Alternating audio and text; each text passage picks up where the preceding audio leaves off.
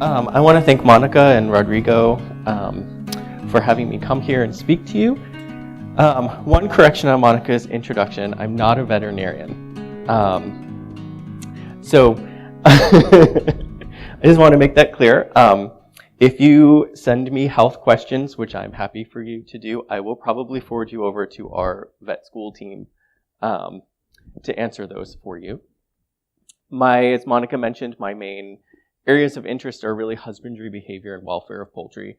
And I work with everything from a one-bird backyard operation to multi-million hen egg complexes. And my interest is really in trying to understand how things that we do in terms of housing and management and all that sort of stuff, how that affects birds from the bird's perspective, and how we can improve management strategies to make it better for everybody involved. So my job here today is to talk to you about poultry behavior, especially how it pertains to backyard birds. So why is behavior important? Why do we even care about it at all?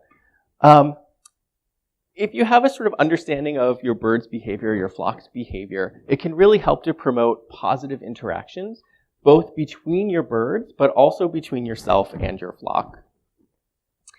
Understanding behavior can help you try to decrease negative behaviors when they arise. Inevitably, you will have some negative behaviors arise at some point. It'll help you properly manage nuisance behavior. So we'll talk about some of those. Having to do Easter egg hunts every day because they don't like your nest boxes. Egg eating, how many of you have experienced egg eating? A few of you. So that can be a real nuisance.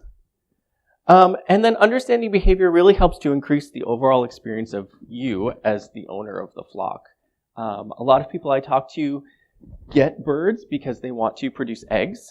They want to be able to produce that food product for themselves. And then they get to know their birds and they find it very exciting.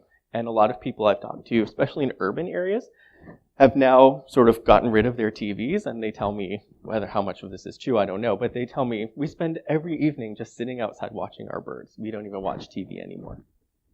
So they can be very engaging. How many of you show your birds? Hopefully most of you. So when you're at a show hall, what do you hear? Lots and lots of crowing. So this is sort of an example. I took this at a poultry show with a bunch of different birds that were crowing. And the question I usually ask audiences with this is, why do roosters crow? Why do you think they crow? Yeah, so to let the hens know where the male is so that they can locate him if they've gone too far away. Yeah, so the other answer is tell other roosters that they are there and stay away because this is the territory that I hold. And that's absolutely true. You're both correct. So why do you think we hear so many roosters crowing all the time when you're at a show hall? Yeah, so they're in a sort of new place for them. They basically adopt their cage space as their new territory. And then they might have a couple hens. And then who's placed next to those hens? Another rooster, and it's probably a rooster that he doesn't know. And so they crow to say, here's my territory. And that neighbor crows to say, well, here's my territory. And the other neighbor crows to say, here's my territory. And so they're constantly trying to get that happening. So understanding why that rooster is crowing is really important if you want to try to manage that crowing behavior. Roosters have a really bad reputation for being very loud and noisy. And they're typically outlawed in a lot of ordinances that allow, even though hens can be just as noisy. So I get a lot of questions about roosters crowing and weird times that roosters crow. So we typically think of roosters crowing in the morning, and a lot of people think it's associated with the sunrise. And it is a little bit in the fact that at that time of day, the quality of the air is such that sound can propagate much easier. And so if how many of you wake up in the summer especially, maybe 3 o'clock, 4 o'clock in the morning, there's a whole bunch of songbirds singing outside your window. So that's something we call the dawn chorus. And it's exactly because they're taking advantage of the air quality. So it's very still, and their sound can propagate very quickly and very far in that type of air quality. And so chickens take advantage of that as well. So that's why we typically hear roosters crow first thing in the morning. They're also alerting, I've survived the night. I didn't get eaten. I'm still here. Don't come and invade my territory. But if you think about it, roosters and chickens in general, we'll talk a little bit more about social structure. They'll adopt people into their social structure. I'm sure you've all experienced that in some way or another. And they're really good at telling people apart, especially I know you or I don't know you. And so if you have a stranger come into your yard, you may hear your rooster start crowing. And it's because there's a new person, a novel animal, in his view, has entered, and he's trying to announce, this is my territory, that's my person, part of my flock, don't interfere with that. Also, if anything new in the environment happens, or strange in the environment happens, it may stimulate a rooster to crow. I had somebody give me a call one time and say, every night at 2 o'clock in the morning, my neighbor's rooster starts crowing, and it wakes us up. What can I do with my neighbor to try to fix this problem so they don't have to get rid of their rooster? And so I talked to them about what was happening and talked to their neighbor, and it turned out that for whatever reason, another neighbor had a floodlight that was motion activated. And it was going off every morning at 2 o'clock, and it shined right into the chicken coop. And so it disturbed the rooster, and he crowed. So they took the light down as an experiment, no crowing. So understanding that disturbances can also affect crowing behavior, and knowing those sort of environmental cues and really why they crow helps solve that problem. So really having a good understanding about why the animals are doing what they're doing helps you in terms of managing those behaviors. Okay, I always work some history into my talks because I find it really fascinating. So you may or may not know this. Chickens were domesticated about 10,000 years, depending on who you talk to. They might say 8,000, but still, they've been domesticated for a very, very long time. Red jungle fowl are their domestic ancestor, it's believed. So here's a picture of some red jungle fowl. And even though they've been domesticated for a really long period of time, the behavior of our modern day chickens has not changed in terms of the behaviors that are performed from that original ancestor. What does get changed is how easily stimulated an animal becomes to perform a particular behavior. So domestication, we say, can change the threshold of a behavior, but it doesn't change the types of behavior that an animal can perform. And one of the easiest examples to understand that concept is to think about tameness. So tameness is really reducing the escape behavior of an animal. So if you went into the jungles of Southeast Asia, how likely do you think it would be that you would see a red jungle fowl? Probably unlikely.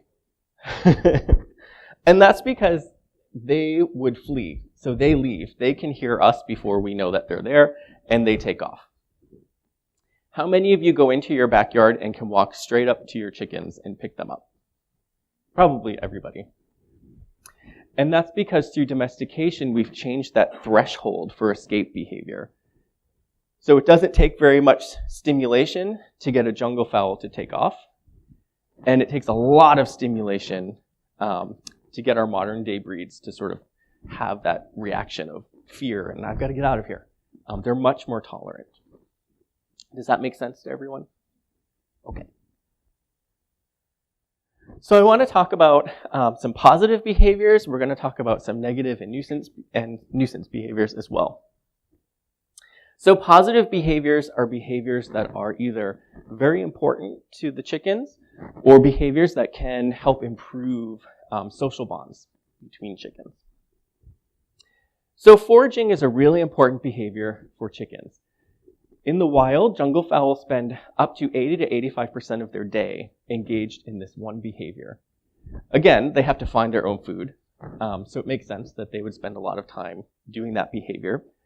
But even in chickens that are provided feed, we still see them spend the majority of their day engaged in foraging behavior. And it's exactly the same. If you looked at your chicken, you looked at a red jungle fowl in the wild, the behavior looks exactly the same. We have asked chickens, so we have ways to ask animals, how important is this to you? And usually it's by asking them to perform a task or to do some sort of work, to obtain either access to something or to be able to perform a particular behavior. And so with foraging, we can ask animals to do work in order to gain access to feed. And the way we know that that's important to them is that we also provide them simultaneously with easily accessible feed.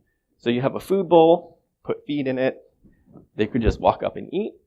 Right next to it, you put a food bowl where there's a lid, and we can put weight on the lid where they have to lift it up. Obviously, the more weight we put on, the harder it is for them to do it. They have to do more work.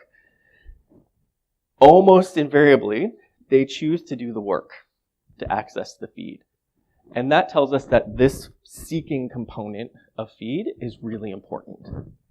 And it's actually a concept that happens across the animal kingdom, that when you provide animals with tasks to gain access to feed and freely available feed, they almost always will pick to do the task. So foraging is very important. We know that it occurs even in the absence of feed. So even if you have birds in wire cages with no food, they will still perform foraging behavior. So very important for them to engage in that behavior. Should you not allow your animals to range, providing them with some sort of foraging access is very important. So it could be that you give them access to some greens now and again. You give them some scraps that they can peck and look through and sort food items. You can give them feed in multiple forms. So you could give pellets and crumbles, mix them together, and they'll pick through. Give them a little extra corn, whole corn, cracked corn. They'll pick through their diet to see what they would like. So that's all also foraging behavior. So they don't have to be out in a big area to be able to do that. Perching behavior. How many of you provide perches for your birds? Yeah, so perching is very important, especially at night. It's an anti-predator behavior. So they go up in the wild, they would go up in the trees to get away from terrestrial predators. It's also something that they do socially. So you might notice that they like to clump together on the perches. In commercial facilities, we say that you have to provide at least 6 inches of perch space per bird. And so when you walk into a commercial facility at night, you see a lot of empty perch space, and you see birds really, really crowded together. And that's because they actually want to be clumped together at night. It's part of that anti-predator behavior. If you're surrounded by a bunch of neighbors, the likelihood, if a predator were to come, that somebody else would see it while you're sleeping is much higher if you're surrounded by a lot of other individuals. So they like to be clumped together. When we talk about aggression, we'll talk a little bit about how sometimes perching is not a good thing. But providing some sort of perching is really important. We generally say that you should have enough perch space for the birds to all have equal access to perch space. So that's where that 6 inches per bird comes in, even if they don't actually use it. So dust bathing. Amy sort of stole my fire on this one. That's okay. I usually steal hers when I go first. But I'll give you a quick quiz. What is the function of dust bathing? Yeah, so one answer is control parasites and to provide a sort of social arena. That's half right. So we used to think it was to control parasites, that was an important function of dust bathing behavior. But it turns out that dust bathing in and of itself actually does nothing for parasites. And part of that work that we know comes out of Amy and the work that she did in her lab. It turns out that dust bathing really is about feather condition.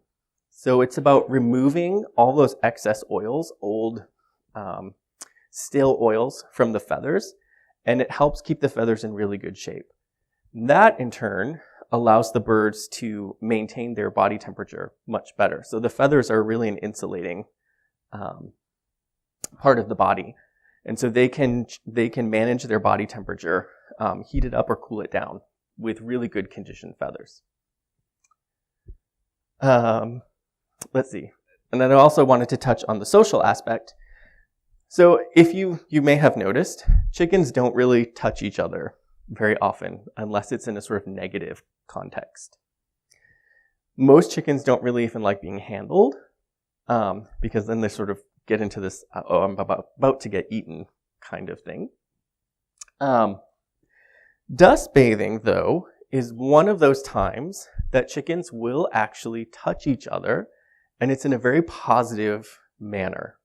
So they're not intentionally rubbing into each other, or when we think about primates grooming each other, they don't do that sort of thing.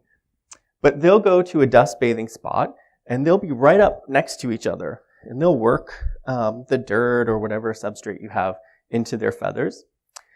But dust bathing is something that we refer to as a comfort behavior, so it's a very positive kind of behavior that birds like to do. They're actually very highly motivated to perform dust bathing behavior. So again, like the feed, we've asked them, how much do you want to access certain types of environmental conditions that help you to dust bathe? And they'll do quite a lot of work to get access to a dust bathing area. So we know it's very important. And it's a way for them to engage in promoting social bonds. So they're touching each other, they're right next to each other. They're in sort of a very positive mental state at that point. And they're engaged in this right close to each other, where normally they would be having a negative interaction if they were that close. So it's a really good way to reinforce positive bonds in your flock. That doesn't mean that the really bossy alpha hen isn't going to come over and peck everybody and get them to go away so that she can dust bathe. That will happen occasionally. But you'll notice that they tend to do it in groups. Nesting. So nesting can be both a very positive behavior, and it can also be a nuisance behavior, depending on how you look at it. So here we have a jungle fowl nest. And what do you notice about it? Hidden. Is it very complex? It does not look very comfortable, actually. I agree with you there. So it's not very complex when you think about it compared to something like a songbird, where they build their own nest. This hen has basically just found a little hollow under a tree. It's hidden. That's very important. And she's decided to lay her eggs there. If you look at a picture of a backyard flock nest, what do you notice about it? It looks very open. Mm-hmm. Is it very complex? No, so it actually, and it's difficult to see in this picture because it is so hidden, it's just they scrape out a tiny little bowl in whatever they're in, shavings, hay, straw, and that's it. That's all they do. So very similar in structure. But one thing that we typically don't provide for them is that hidden aspect. So cover is really important for hens when they try to choose a nesting area. And you may notice that your hens kind of get this panic about them before they lay an egg, and they may go around your yard, they look into little places, they might squawk, and then eventually what should happen is they go into the nesting area, pick a nest box, lay their egg, and then come out. So nest searching is a behavior that happens every day she wants to lay an egg. So every time. And that's because nesting behavior is guided by her hormones. So it has to do with ovulation. And so she goes through this sequence of behaviors that will take her from trying to locate a nest to having that nest ready when she's actually going to lay the egg. And even when you provide chickens with artificial nests, so they don't have to do anything, it's all there for them, they still engage in all of these behaviors. Even laying hens that are raised in conventional cage systems, it's just a wire floor. They don't have anything else. They still engage in these types of behaviors. So it's very hormonally driven. What you want to do is to provide the birds with something that they eventually find acceptable as a nest. Because if you don't, while they're performing that nest-seeking behavior, that sort of panicked running around looking at things, they will find what they find acceptable. And then you don't know where they found. And typically, as is the case with a lot of bird species, let's say you don't know where the nest is, you finally get a time where you can stay home, watch her, she does her nest searching behavior, you follow her, you go, and after she leaves, there's the egg. And there's every other egg she's laid since she stopped laying in the nest box as well. So you think, I'll get you, and you take the eggs away. That just means now she thinks something has predated her nest, and she's going to go find somewhere else. So you're sort of in a lose-lose situation there. You don't know how long those eggs have been there, so you don't want to eat them. You want to get rid of them before they go rotten. But if you move them, she's going to pick somewhere else, and you finally just found where she was laying. So you want to try to think about this cover idea and investigate your nest box design and try to understand, is there enough cover here? Do I need to add cover?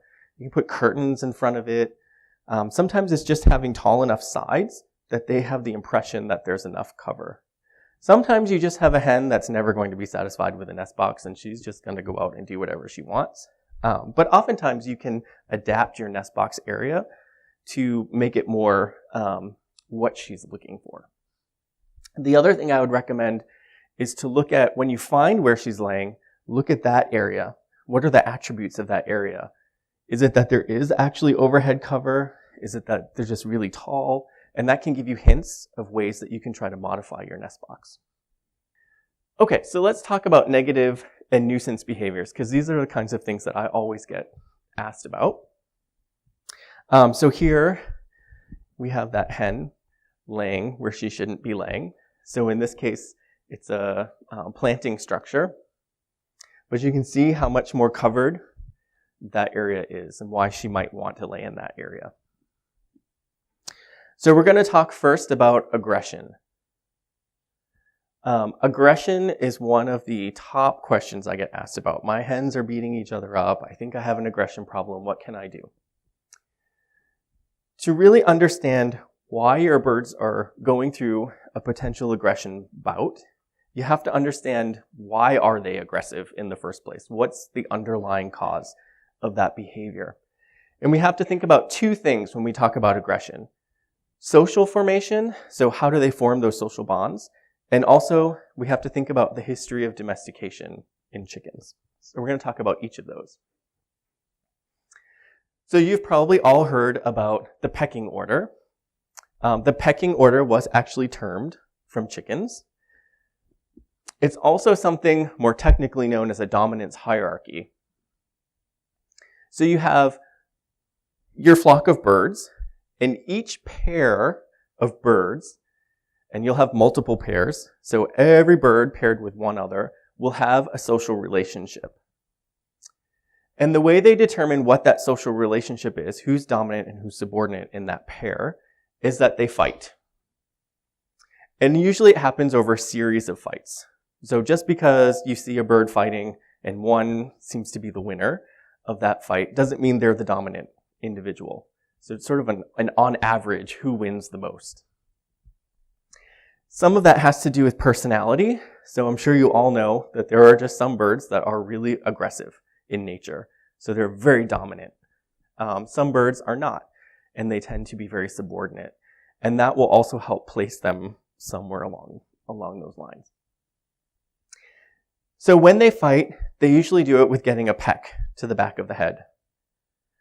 So you might see a lot of feather damage on the back of the head. You might see some injury on the back of the head. And those are ways to think, okay, if you think that there's an aggression problem, do I see that kind of damage? Is that actually what's going on with my flock? So the other part of aggression is history. And so I want to take us all the way back to the Roman Empire. How many of you know about chicken domestication in the Roman Empire? Not many of you. Excellent. So this is a really critical period in the domestication of poultry. So the Romans were the first civilization that we know of that actually developed agricultural breeds of chicken. So they had multiple lines of meat birds, multiple lines of egg-laying birds. And they were so specific about their chickens and how they raised them that they actually had management guidebooks that read like cookbooks. So if you wanted to make a particular chicken dish, they had books explaining from hatch to preparation of that dish how that particular bird had to be raised and managed. They were really serious about it. They also used birds as sacrificial animals and for augury omen reading events, which is really one of the main purposes previous to the Roman Empire that chickens were domesticated for. And there's a really famous story about this Roman general named Publius Claudius Pulcher, and he was part of the Carthage Wars, and he was a fairly high-ranking general. The night before a battle, he had a particular omen read, and the way this omen worked is priests would have chickens in a cage, and you would open the door to the cage and offer them feed. If they came out of the cage and ate the food, then it was a good omen. If they stayed in the cage or refused to eat the food, that was considered a bad omen. So you can imagine that probably the priests food deprived the birds before they had these services done because they don't want to go before a high-ranking military Roman official and have the omen be bad. That wouldn't be very good for them. So what happened during this omen, they opened the cage door, the birds wouldn't come out. So Publius Claudius Pulcher very famously said, "If they won't eat, let them drink." And he had them thrown overboard. And so obviously they drowned. The next day he went to war. They lost terribly. His fleet was destroyed. He somehow managed to survive and escape, was found by the Roman legions, brought back to Rome, tried for impiety, and was banished from the empire. So the moral of that story is, if your chickens tell you don't do something, don't do it. And then, of course, we know the Romans liked fighting things. They liked fighting people, they liked fighting animals, they fought everything under the sun, they fought chickens too. So what happened when the Roman Empire fell apart? What do you think happened to chickens?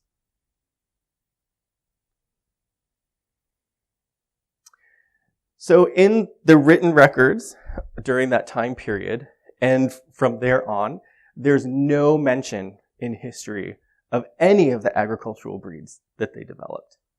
So they seem to have just disappeared. Obviously, around the time the Roman Empire was declining, Christianity was growing worldwide. And so the use of birds for sacrificial animals and for omens went down. Those types of breeds, we don't know what happened to those either. So what's left? Fighting. So the breeds that they had developed for fighting are the breeds that survived and were put back into the domestication process. And so all of our domesticated birds today, including our commercial lines, have this sort of genetic propensity to be aggressive. And a lot of the aggression that we see in our commercial laying hens can actually be traced back to that genetic history. So if you think about some of the breeds we have today, Kubilayas, game fowl, these are all breeds that we think were very similar to the breeds that came out of the Roman Empire. So compact, very muscular types of breeds, not a lot of fancy stuff hanging off that can be grabbed onto and pulled during a fight. So they have this sort of genetic underpinning that may just be the cause. You may just have a very aggressive bird if you have an aggression problem. So these are some of the breeds, Shamo as well, that we believe are breeds that would look very similar. So with that sort of understanding of aggression in these sort of two components that come together, how many of you think that all aggression in a flock is bad? Okay, so nobody raises their hand. Good. When is aggression bad? Yeah, so when it's affecting the health of your flock, if you're starting to get injury from it. Yes, if they start beating up on you as well, that's definitely a problem. And we can talk more about that if we have time. So when do you choose to intervene? If not all aggression is bad, and you want some of it to happen so they can work out those social bonds, when do you actually decide to intervene? Yeah, so you're seeing injury occurring in your flock. There were a lot of sort of head bobs of like, well, I don't know. And that's actually a really good answer as well. So it's a really tricky question to answer. When do you intervene? When is it too soon? And so you actually prolong aggression in your flock. When is it too late? How much injury do you allow to happen? And it's one of those questions that you have to sort of answer based on the knowledge of your flock. What's sort of normal behavior for your flock? What's unacceptable? Because really what you want to do is allow them to be aggressive, but try to intervene at that moment right before injury is going to occur.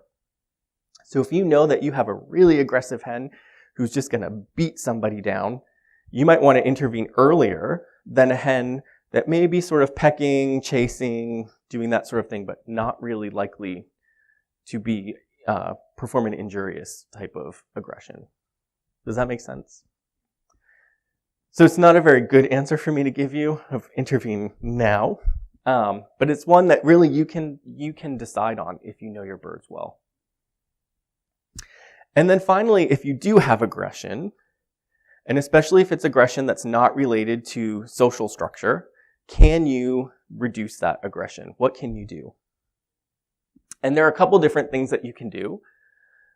Remember I said that foraging behavior was really important. And so if you have birds that are being aggressive, one of the things you can try is to get them engaged in some other behavior, that they can't simultaneously be aggressive. So if they're foraging, they can't be pecking at another bird. And so you can provide them with foraging opportunities. So something like give them a bale of straw. You don't have to take it apart. You don't have to shake out the flakes. They'll do all that. You just literally put a bale of straw in their area. They will pick every single piece of that straw out. Chickens love doing that sort of thing.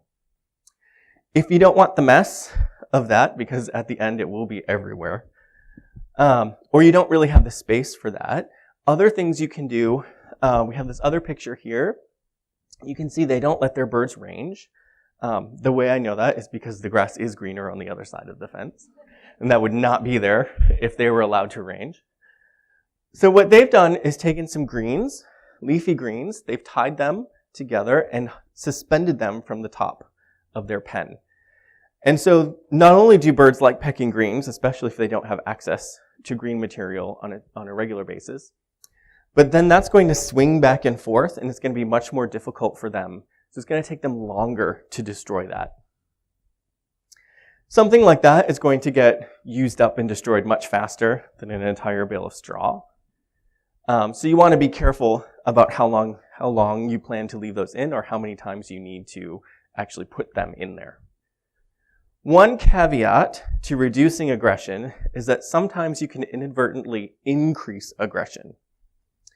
So I said chickens really, really love pulling apart straw.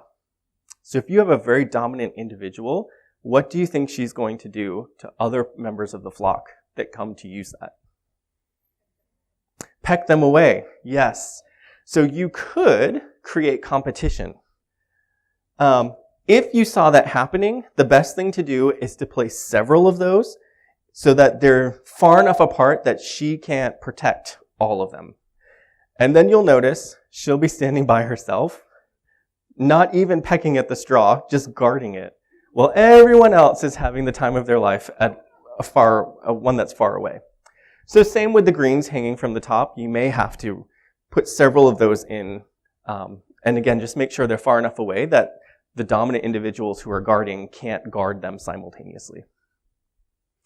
And then I said I was going to talk about perching when we got to aggression. So one note about perching.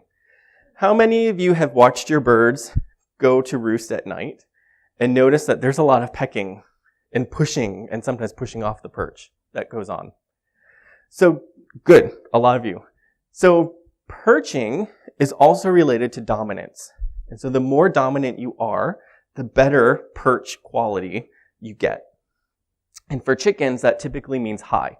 So the higher the perch, the better quality that is, because you're getting further away from potential predation at night. Also, you'll notice that there are probably cliques of birds that gather together. And if you're not in that clique, you don't come over to that perch or you're out of there.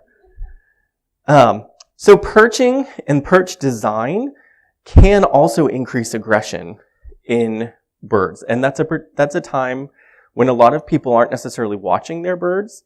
And it's a time where you might see symptoms of aggression in your flock. So you might see some injury. You might see a lot of bare feathers on the back of the head, or bare heads.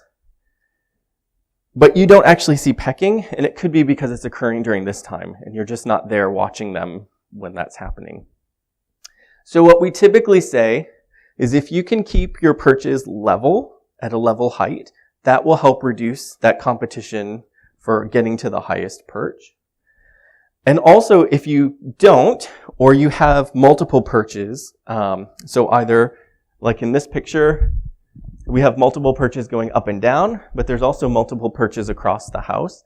Make sure they're at least a foot apart, so that when birds are on the perch and they go to reach to peck somebody else, they can't actually reach them to do that. And then also, make sure your perches aren't right on top of each other, because any bird on the top level, when they poop, it's just going to fall on the birds below them. So you want to try to avoid that as well. So feather loss, I said, is a clue to tell you that aggression may be happening in your flock. It's one of the first things you probably notice. But we want to talk about feather loss, and I want to ask you, how many of you think that in these photographs, that if you saw this on your flock, would you think aggression was a problem in your flock? Yeah, so a couple of the answers. So a lot of you were saying, no, it might not be aggression. I heard breeding could be a problem. I'm going to paraphrase what you said, and it was correct, and it just went right over my head all of a sudden. So it could be health issues, like we learned with Amy, mites. So feather condition could be bad. She might be pulling feathers, making a brood patch if she's broody, those types of things. So yes, the point of that question was really to say there are other causes of feather loss that can occur, and we can get more information about that. So here I have the example of breeding. So if you have a rooster, those particular patterns of feather loss could be indicative of overbreeding or a very aggressive breeder. So you're probably the best audience of backyard flock owners, because a lot of you probably do deal with males. You know that when they copulate, when they breed, the males grab onto the back of the head for balance, and then they oftentimes scrape feathers off the back of the hen with their feet. And so if you see feather loss in those areas, it's probably due to that mating behavior. If you don't have a male, then that would tell you it's probably not breeding. It's something else going on. So you guys probably know this, but they actually make, they're called saddles. And with the boom and popularity of backyard flocks, you can find all kinds of crazy patterns and stuff. They're very easy to find online now. It's not just the boring leather cover, but it's really designed to protect that back area from getting damaged from the male's feet. And then sometimes it can be aggression. So how do you know when feather loss is actually aggression? I mentioned the back of the head is typically an area. So remember that pecking order. They peck the back of the head. So oftentimes they pull out feathers when they do that. In the bottom picture, you'll notice that hen also has a lot of neck feathers that are missing. So oftentimes if they're ducking in that encounter or they're trying to get away, They miss the head, but grab feathers anywhere that they can get them in that encounter, and oftentimes that's the back of the neck. So if you see head feather loss along with back of the neck feather loss, that's probably aggression as well. And then the vent area. So you can see at the top, that's a male and a female. The picture's a little dark, but they're both missing feathers on their vent area. So that's another common area for aggression to occur. And if you start to see injury in that area, you really want to get in there and intervene, because that's an area, it bleeds very easily. And what do chickens do when they see blood? Yeah, so the nastier, pussier, bloodier something is, the more attracted to it they are. They want to peck that. And you can end up with cannibalism in your flock, although that's pretty rare for backyard flocks. So a couple other reasons for feather loss. So you can have something we call cage abrasion or cage wear. And I want to point out that even though it's called that, you don't have to have your birds in a cage for that to happen. So it basically just refers to mechanical wear of the feathers. So they're rubbing up against something, which we typically see in a cage. They rub up against the wire of a cage, and that breaks the feathers. But they can do it anywhere. So if you don't keep your birds out all the time, you might notice the closer it gets to the time that you go to let them out to forage, they start pacing. So they can anticipate that timing, especially if it's on a regular basis. And they may be wearing that away as they pace. So that we would typically see on the breast area or the front of the neck. So if you see, as you can see in these pictures, that type of feather loss pattern, there's probably something in the environment that they're just rubbing against. So it's not aggression related, it's just a mechanical wearing. And then of course, molting. If you've had chickens for a while, molting is probably like, they're molting. For a lot of people, the first time it happens, it's very surprising and they get really scared because all of a sudden their birds have no feathers. And they're like, what's happening? My birds are diseased. But no, this is just molting. And as you guys have probably experienced, some birds molt what we call simultaneous molting. And so they almost literally drop all of their feathers all at once. And then there are some birds that just kind of drop a few here and there and eventually replace all their feathers, and you might not even notice that they're molting. The important thing I always say, if you suspect feather loss is due to molting, look for the feather regrowth. So feathers only regrow during molting. They don't continuously regrow. And so if you see any of this with the waxy sheaths, that means they're in a molt. And so if you see feather loss, then you don't have to really worry too much about it. Just keep an eye on them, especially if they're a simultaneous molter and they decide to molt at the very beginning of winter. Then you may have to give them some additional heat until they get their feather coverage back in. I have had those. And so I just want to touch briefly on egg eating. So egg eating, people often ask me, like, why do they eat their eggs? Doesn't that seem like a dumb thing for an animal to do, to eat your potential offspring? And they don't really want to eat their eggs. They don't have a natural drive to eat eggs. It's a learned behavior. And typically what happens is there's a scuffle, somehow the eggs are moved in the nest box, one accidentally breaks. Then you have this oozy liquid, and what did we say chickens like to do with oozy liquid? Pick at it. Well, it turns out, if they get access to the inside of that egg, it's a very, very tasty item to them. And so they may just go to investigate out of curiosity. They get a taste of that, and eventually they can learn that if they break the egg themselves, they can get that nice tasty treat inside. And then you have an egg eater. How many of you, I don't remember when I asked earlier, have experienced egg eating? Yeah, so it's a bad problem, but it's a common problem to experience. Prevention is really the key. It is very hard to get birds to stop being egg eaters. And mostly because if you identify who that individual is that's eating eggs and remove her from the flock, she's probably still laying her own eggs. And so you can't really remove her from that stimulus to break that cycle. So it can be really hard to do. The problem is that once you get a bird who's a really ingrained egg eater, they will actually start to learn that eggs come from other hens, that eggs come from other hens who go into that nesting area. I just saw a hen go in that nesting area. Now I'm going to go follow her because there's going to be a tasty treat for me. And they will literally sit outside of a nest box. How many of you have seen a hen lay her egg? Yeah. What happens to the cloaca as the egg is coming out? So you see a little bit of it evert. So it sort of a little bit comes out from her body as the egg is being deposited. And what would normally happen is once that egg's out, it retracts back, she goes on her way. Really avid egg eaters will start pecking eggs as the hen is depositing the egg out of her body. And if they hit that everted cloaca, it's a very bloody tissue. So there's lots of bleeding. Similar, you think when we cut our lip, we get lots and lots of bleeding out of that area. Then everyone else sees blood and decides, I'm going to go over there and see what's happening. And you can actually end up with cannibalism in your flock from that process as well.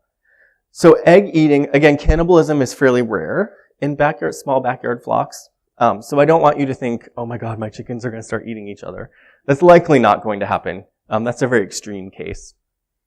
But the potential is there. So egg eating is a really serious problem that you want to try to correct. There are lots of different remedies. If you go on Google and look that up. But none of them are really successful. So some people will say, oh, this really worked in my flock. Other people try it. It doesn't work at all. One of the common things you hear of is blow out an egg and put some hot sauce in there. So when she goes to eat that egg, she'll get hot sauce instead of an egg and then not like it. In theory, that type of aversion should work. However, chickens don't have the taste receptor for the chemical that makes things hot that we do. So when they break into that, it's not actually an aversive experience. It's not hot to them the way if we ate a hot pepper, we get that sweaty, my mouth is burning reaction. They don't have that. They don't have that receptor. So that's really, it doesn't work. If we could identify a compound that was really gross to chickens, yes, that potentially could work, the idea. We don't know what that compound is currently. So you can try it. It can't hurt, but don't expect great results. Other things people do, ping pong balls. And the idea is that they peck and peck and peck and peck and peck and peck and peck, it never breaks. And so eventually they give up. Again, the theory behind that is correct. But, like I said before, you can't ever necessarily get rid of the egg that she can break. And as long as she has that history and access to that egg, pecking the ping pong ball is not going to matter because she eventually got something that she wanted, whether it's her own egg or somebody else's egg that she got access to. So there aren't really any good methods for stopping an egg eater once they've learned to do this type of behavior. And they can teach each other to do it as well. So it can increase. The number of egg eaters in your flock can increase. So the best thing to do is identify the culprit as soon as you think that egg eating is happening. Luckily, they're messy, and they usually get egg and yolk stuck to their face or their feathers, so they're usually pretty easy to find. If you have broken eggs or missing eggs, and you think you have an egg eater, you can't determine who it is. There could be other causes. So other birds will eat eggs. I one time had a scrub jay that was stealing eggs out of my coop. I thought I had an egg eater. I couldn't figure out who it was. I just happened to see this interaction where a hen went into the coop, and then I saw a scrub jay. As soon as she left, it flew in, took off with the egg. And these were banties, so they were small eggs that it could carry. So partly I had a sigh of relief. I didn't have an egg eater. Partly I was really mad because how do you keep a scrub jay out of your coop when they're smaller than your chickens who need to go into your coop? So that was tricky. Snakes will sometimes eat eggs. We don't really live in an area where that's necessarily a problem. Raccoons, skunks, possums, if they can get access, sometimes even rats will take eggs. So if you're finding broken eggs, think of other causes as well.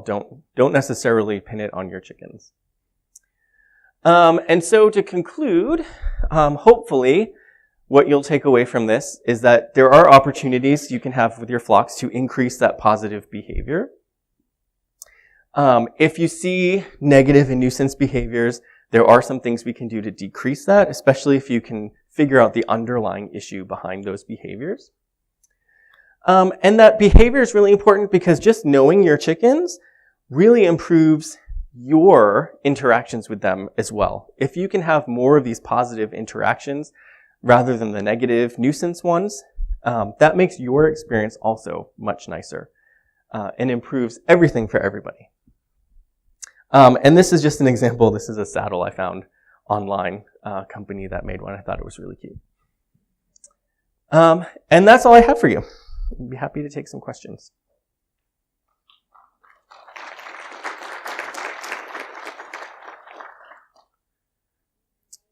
Yeah, so the question is if feather loss can also be nutritionally related. Absolutely.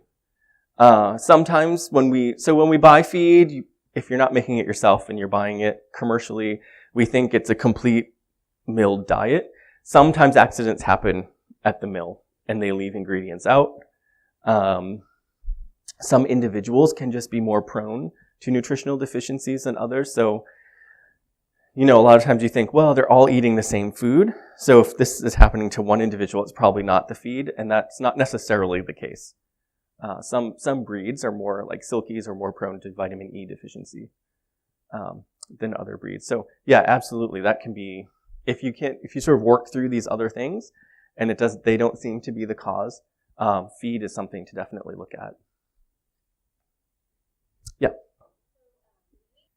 Yeah, so the question is about socializing new birds into your flock. A couple tips I can give you. Lots of people do it at night, and it seems to be fairly successful. So put your new birds into your coop after everybody's gone to bed. And it seems to be that they wake up in the morning, and I don't know the why of this, but they wake up in the morning and they're just sort of like, new members, okay. And and I hear this again and again. Again, it's sort of hearsay, but it seems to work. And there seems to be fairly low aggression that happens at those points. If you know your flock and you have individuals that are really aggressive during socialization periods, and it's not always the dominant individual, oftentimes it's the most subordinate individual that's the most aggressive. Finally, they have somebody else that they can beat up, and they take advantage of that. You might want to consider separating them physically, but allowing them to have visual access where they can interact. So something like a chicken wire fence, where they can't really get at each other, but they can have some physical interactions. And oftentimes they'll work out the most aggressive behavior at that point while it's sort of protected. And then once you think it's safe, they're not really having a lot of high energy fighting at the fence line, you can remove that fence line and see how they go. You may have to put it back up. But I always recommend, if you're introducing new birds, to do it while you're there. So that if aggression does escalate too far, you're there to intervene and remove. Introducing new birds to a flock is it's one of the most dangerous times, because you can get a lot of high-level aggression during that period. Typically, it should only last 24 to 48 hours, and then they should have their issues worked out and their rank within that social structure. But sometimes, especially if you introduce a large number of new individuals, it can collapse the existing social structure, and then you get a real increase in aggression because now everybody's trying to work it all out again. But along with that, if you're introducing a small group of birds, sometimes that's better than one-on-one introduction, because then they tend to sort of stay in their own groups and eventually come together over a period of time. And when that happens, there's typically very low aggression. Yeah. Yeah, so the question is about silkies and their lack of interest in necessarily going up, particularly for perching. And of course, you have silkies. Silkies, everybody wants them because they're so weird and interesting, but they're really weird. They're a really weird breed. They are a very special breed of chicken. I have also had silkies, and I love them, but they were different. Partly it's because they don't get a lot of lift from their wings because of the feather mutation.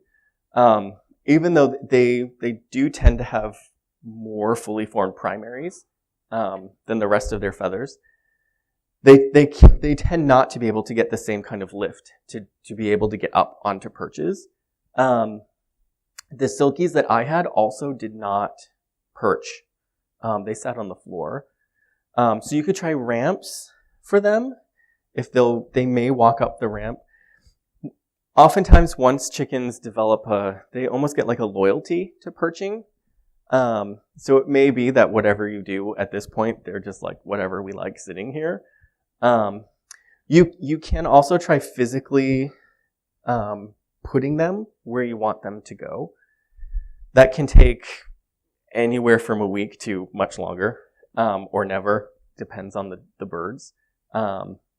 That's a good tip for young birds, if they're not perching where you want them to. Once they're in for the night, to physically put them where you want. Usually within a week, they'll start doing that. It's just sort of a learning process for them. But silkies, at least in my experience, don't really perch that much. And I had mine in a mixed flock of other breeds, and they all went up. They were all hatched at the same time, raised together. The other ones went up, they sat at the bottom. So that just may be them, what they're doing. Anything you can do to make it easier so that they don't have to use their wings to get up onto perches. They may feel a little bit unsafe also because they don't have that sort of lift. So if they fall, they don't have that cushion of slowing themselves down before they get. So it might be sort of they don't really like being up high. So you could try putting in a low perch. And if your coop design allows for it, you could actually do a training where you could maybe put in a very, very low perch close to the floor, get them to start using that, and then just gradually raise it up. And you may get to a point where they stop using it again, and that will sort of tell you, okay, if I go above this height, they're not going to use it, but if I'm below that, they may. Yeah, and sometimes chickens just don't read the books about their behavior, and whatever you do, they do their own thing. And you had a question. Yeah, so the question is about male aggression towards you. So that's a very common problem that I get asked about a lot as well. So roosters will adopt you into their flock or not. If you're lucky enough to be adopted in, oftentimes they're very respectful. They may not really like you because you're sort of intruding. You don't live with them and you kind of intrude every once in a while, so they're kind of like, I don't really like you. But they're respectful of you. If you're not part of their flock, you're an intruder and you have to be sent away. So that's probably the case that you have. So in those scenarios, you have to think like a chicken. So he wants you to go. So he's attacking you. That's his signal. Get out of here. I don't want you here. What do we typically do in response to a rooster that's flying at us in a very aggressive manner? Yes, exactly. So you sort of kick back because we don't really think logically at that point because we're like, under attack. So you just have this reflexive response of you either put your foot out, you kick back at them. You might, if it happens a lot, you have a broom and you swat them away. You put your hands up if they're flying at you at this level, push them away. That's very natural. We don't want them connecting with us and causing injury. But how is he perceiving that behavior? You're fighting back. You're challenging him. And so he's going to fight back even harder in those cases. So he's expecting one of two things to happen. You're going to fight back, in which case he then needs to escalate because he's protecting his flock. Or you're going to run away, in which case he has won that encounter and has become dominant. I don't really like using that phrasing, but essentially he's become dominant to you. So he now has developed a social history with you, especially if this happens over numerous times, of I can get you to go away if I attack you. And it works. And so they attack you. So the best thing you can do is something that he has no expectation of. And this sounds really scary, especially for kids, if this is happening, aggression is happening towards kids, but it works. So one, you cannot run away. You cannot back down from his aggression towards you.